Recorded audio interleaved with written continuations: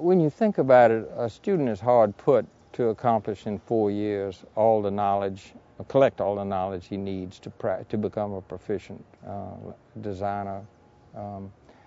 In the old days, when there was indenture, when you were assigned in a shop or you followed your father's trade, you carried, there was continuity. You lived and breathed whatever it was, cobbling shoes or whatever, almost every day. We ask an awful lot of students to become proficient in drainage, soils, structures, plants, irrigation, all in 4 years' time. And in that 4 years, you're probably, a third of it at least, is not really focused on landscape architecture or design as such. So I think it should not be a surprise that people haven't come out in a perfect mold at the end of 4 years knowing everything.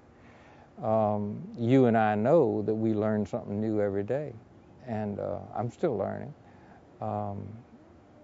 You know, the older you get, the more you realize you don't know. And so I think while I've heard that also from a number of people who say, I'm glad to work with a landscape architect who knows plants. Well, by God, I ought to know something now by this 50 years or so. But the plant world changes. So it's like the book of the month.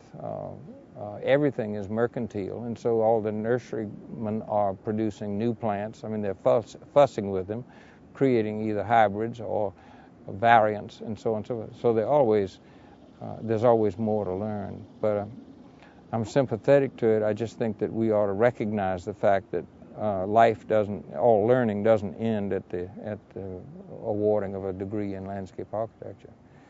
In the first place, why would we have a BLA and then an MLA and maybe a PhD in landscape architecture if each stage didn't have some meaning?